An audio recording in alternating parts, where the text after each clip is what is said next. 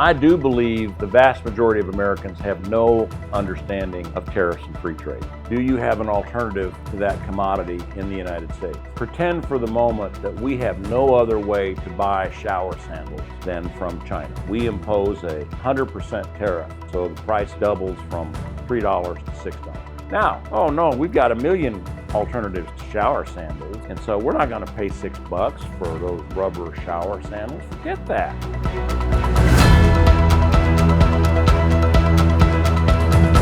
Welcome, Patriots, to this edition of Common Sense for America. I am Bruce Rutherford, your host and commentator, coming to you from the Westwood Golf Club in Houston, Texas. Today, we're going to examine the history and the common sense of tariffs and free trade for America. Let's be clear about what we're talking about. Tariff is a tax on goods or services coming into our country. Free trade is the unfettered movement of goods and services in and out of our country and other countries around the world, free of tariffs and free of quota limitations. Now, in a perfect world, free trade is preferred over tariffs and quota restrictions. The first economics book, An Inquiry into the Wealth of Nations, that book advocated free trade to enhance the wealth of all nations. Now, in this book, Adam Smith outlines a nation's comparative advantage, a nation's natural advantage to produce a good or service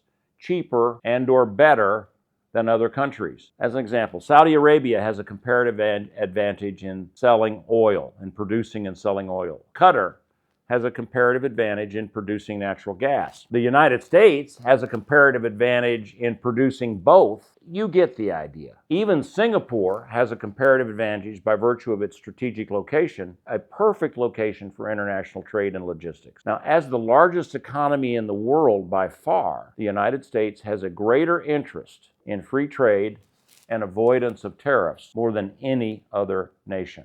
Economists use a thought experiment to explain free trade and tariffs. Pretend that there are only two countries in the world, and each produces and sells a valuable commodity needed by the other country. Each country imposes tariffs on the other country to raise revenue to pay for its government operation. Because the consumers of each country cannot get the needed commodity anywhere else, they're forced to pay for the imported commodity at higher prices that include the tariff. Now, these higher prices, they increase the cost of living and lowers the standard of living in that country. Now, if there were an alternative source of the economy that consumers could buy, they could avoid the high prices and buy the alternative. Now, that would leave the receiving and producing countries unable to pass the tariffs on to consumers. Eventually, the leaders of both countries realize that their people are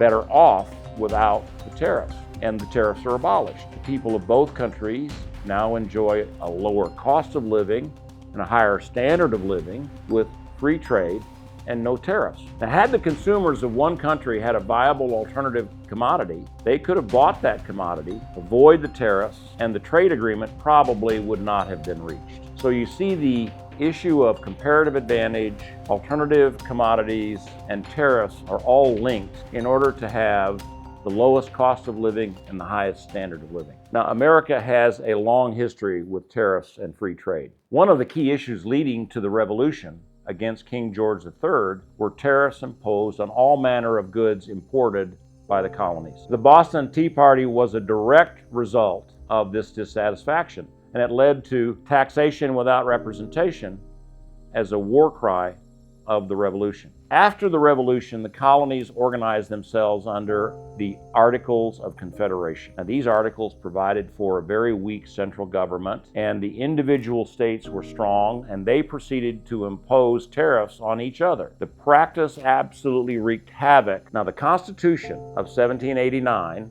I think the first full constitution in the world and the best in the world, corrected this problem in its Article 1, Sections 9 and 10, making it illegal for the states to impose taxes or duties on imports or exports to or from the individual states without congressional consent. Now, with this, free trade was established within the United States and the economy flourished. Now, let's fast forward to 1929. Keep in mind that until about 1913, most of the revenue that operated the federal government was from tariffs and excise tax. In 1929, the Smoot-Hawley Tariff Act was enacted to protect and support primarily American farmers and small businesses. Now, that act raised tariffs on about 900 products by 40 to 60%. The law came into effect on June 17, 1930, but it was credited with triggering the stock market crash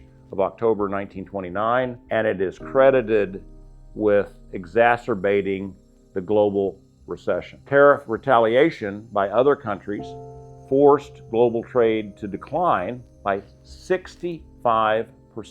That meant the economy of the United States declined by 65%. The Smoot-Hawley tariffs are therefore considered the primary cause of the Great Depression.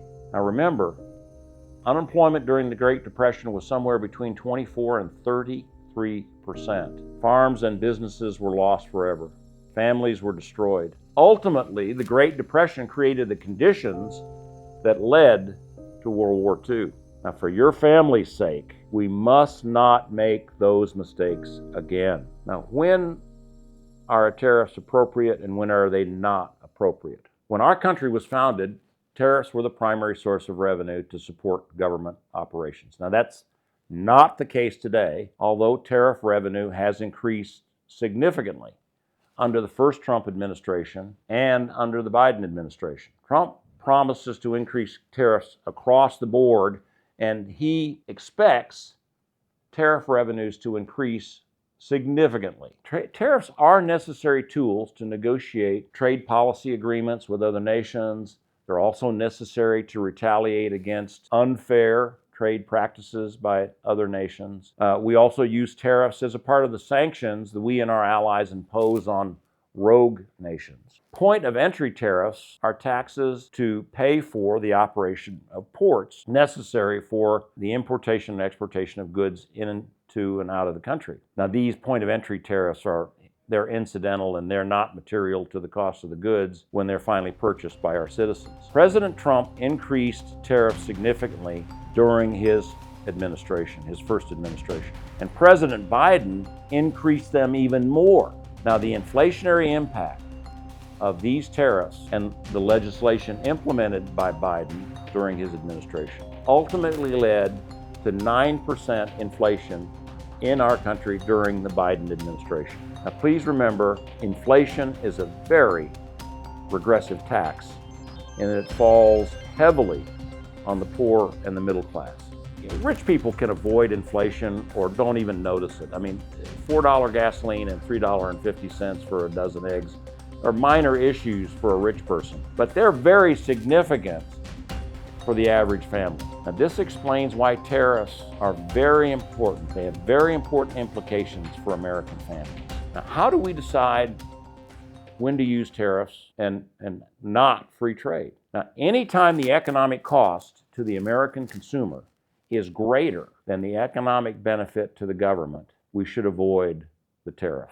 Now, economists today, with their sophisticated mathematical tools, can measure the impacts of tariffs and tell us if they are positive or negative and whether or not they are inflationary. Generally speaking, tariffs that retaliate against unfair practices of other nations, tariffs that are used to negotiate trade agreements, tariffs that are a part of sanctions against rogue nations, none of these are a problem for consumers. Tariffs can be implemented very, very precisely, very selectively. And it is not necessary to apply tariffs across the board or across a broad spectrum of goods as the Smoot-Hawley tariffs did. The Smoot-Hawley tariffs were a terrible idea. And across-the-board tariffs, in my opinion, are a terrible idea, and they are threatening to the American economy. Let's not make that mistake again. Now, thanks for joining us today in this discussion of tariffs and free trade. This topic is not well understood by the general public, and I hope you will discuss what we've said today and discuss your opinions with your friends and your colleagues and help other people understand the issues associated with tariff and free trade. Please let us know what you and your colleagues think about this issue. We love hearing from you. Just click on the comments button on our site and tell us what you think. Do not hesitate to subscribe to commonsenseforamerica.com so that you can be informed of all that we're doing, and join us next time. Until then, God bless you and God bless America.